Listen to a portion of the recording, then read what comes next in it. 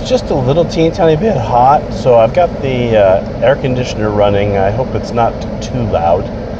I just wanted to say thank you very much to my patrons for your patronage. And so as a secret inside bonus, I was going to give you a quick update on what's happening with the next episode of the Endless Horizons saga.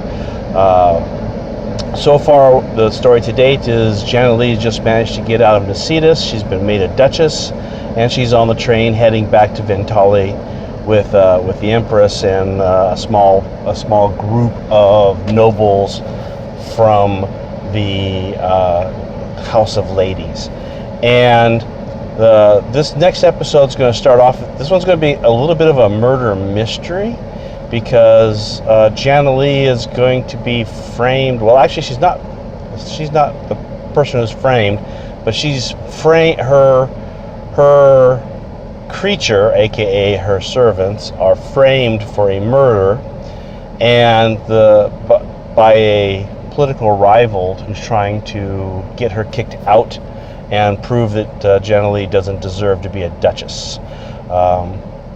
So I'm not really giving that much away. Quite literally, that is chapter 1 of the next novel that's coming out in the Endless Horizons sagas.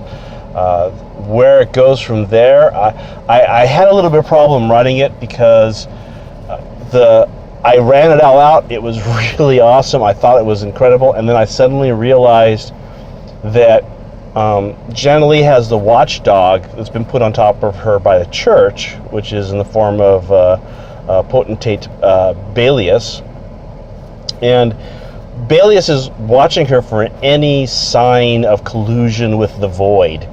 And any form or use of magic by Jana Lee directly, or evidence of magic use around Jana Lee would actually be proof of voidal activity at this time, because Belius doesn't understand what the void is. In fact, no one in the church does, with the exception of potentate Optimus Janeth.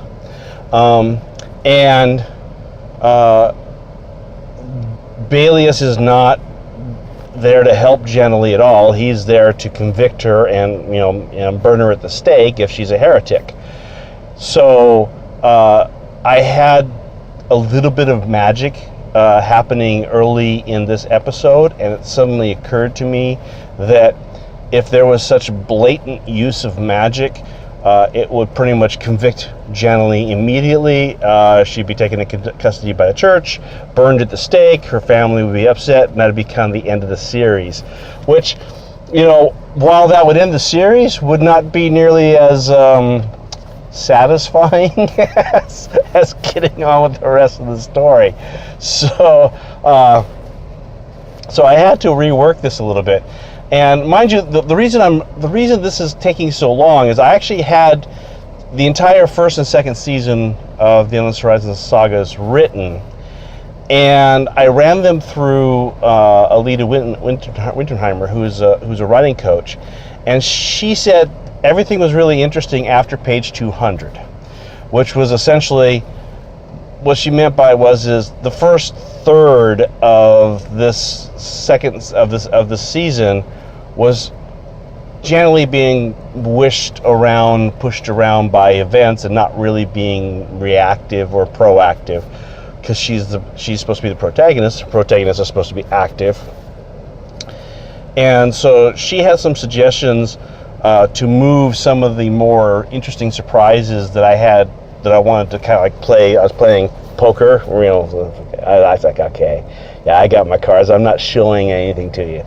And Alita showed me that by actually moving some of that stuff right up to the very beginning of the series, not only was it more entertaining for the readers, but it was also it actually truly upped the stakes, because it meant that Jana Lee was she was more proactive, and her skin she was really in it up to her neck from the beginning. So it upped the stakes, it improved the story, and that worked really, really well. So that also caused a lot of rework for this first portion of the first season. Now, once the story gets to the point where it was really rocking and rolling, the rest of it should come out much faster, because those sections are the point where, you know, magic was already up, things were already rolling, and so what I have to do is I'm reworking it from the beginning, with Jenna Lee being more proactive and more skin in the game up front, and then when we get to that, you know, page 200 spot, life should be very interesting. So what I've done, you know, as you can see from the reading, is I have moved Jenna Lee's active use of magic up. So in the first version of this, Jenna Lee didn't truly start actively using magic or demonstrate she knew how to actively use magic until way later in the books. And as you can tell, in this series, Jenna Lee demonstrates it page 1, chapter 1, literally, of season 1, when it opens up with Return of the Vibrius. So that was a closely held secret in the first version, which is now completely revealed to the readers right up front. But it also demonstrates that Jenna Lee has way more skin in the game. She's aware of stuff. It doesn't actually change what or who the events are or what she was up to, but it gives us a little bit more insight into what's happening. And it also means that I can reference magic and magic use earlier, so that kind of alters the path a little bit. But it also means I have to be extra careful, because if the church if anything is too overt, or actually is, you know, smoking gun evidence of magic, then the gig is up, as they say. So I got to be careful about that one. Anyway, so that's where I'm at right now. That's one of the delays, but I'm sure you agree that the books that are coming out are really quite excellent. Let me know what you think. Please leave a comment. Talk to me a little bit. If you have any questions, or if you want to know something specific, just ask. And then I have a really big question for you: is how much of a spoiler do you want, really? I mean, you're my patrons, so you get what you ask for. And I have some extremely interesting stuff that I would love to share with you. And this is beyond what I was talking about in the public forum. So in the public, I will share some of the spoilers, but there's for example, there's an outstanding, I wrote like an intro or a prologue for the next series after the Endless Horizon sagas ends. So quite literally, season 6. So Jenna Lee's story is seasons 1, 2, 3, 4, and 5. Those are plotted out. I am going to finish those. We're going to get through this. We're going to get this done. At the end of season 5, though, the Jenna Lee story is pretty much officially over. There's not going to be any cliffhangers or anything like that.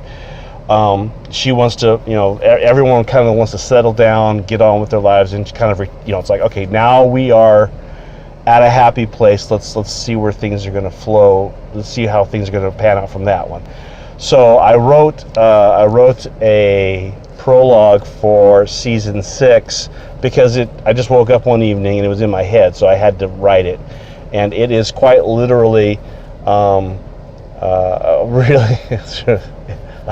it makes me cry. But I read it again and I'm just like, oh, that was just so nice. Anyway, so let me know if you want to hear that now, because honest to God, it has massive spoilers for season 5 and season 4 in it, because, well, it's the prologue for season 6. So that's it. I think I'm going to call that a wrap. Let me know if the air conditioner was too much, or how my audio quality is, and we'll see if I can maybe improve these in the future. So talk to you later. Thank you so very much. Your patronage is truly, truly awesome. I would love to be able to talk with you directly, but this is, I think, this is a good second place. Maybe we can have a Skype call or something, or we can do a live chat at some point in the future. So anyways, so thank you very much, and have a wonderful weekend, and I hope your May is turning out as nice as ours, because it's finally turned sunny here in Seattle. So talk to you later. Bye bye.